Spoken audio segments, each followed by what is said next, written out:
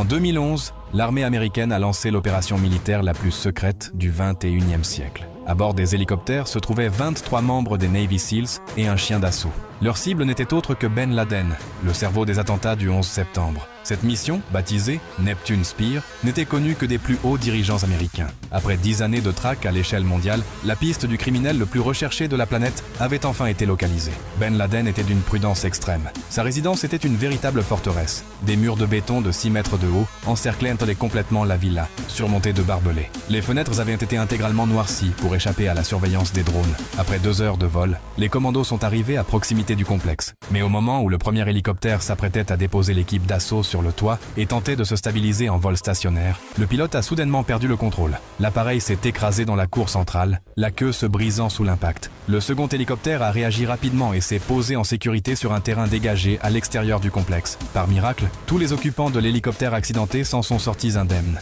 Les Navy Seals se sont rapidement regroupés, l'inquiétude au ventre. Cet accident avait-il compromis l'effet de surprise? Une équipe s'est chargée de forcer l'entrée menant au quartier d'habitation, mais s'est heurtée à un homme armé d'une AK-47.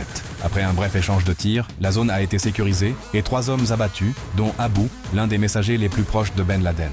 Pendant ce temps, l'équipe positionnée à l'entrée sud a prudemment ouvert la porte du bâtiment principal et pénétré au rez-de-chaussée. La première pièce inspectée était un salon ordinaire avec des canapés bas. Face au salon, une pièce avait été transformée en salle de classe rudimentaire où les enfants de la maison apprenaient l'arabe. Alors que les commandos fouillaient le rez-de-chaussée, ils ont repéré un homme se déplaçant rapidement dans le couloir et l'ont immédiatement neutralisé. Dans une autre pièce, un homme qui tentait de saisir une arme a été abattu sur le champ. Une fois le rez-de-chaussée entièrement sécurisé, l'accès à l'étage supérieur se trouvait bloqué par une solide porte métallique.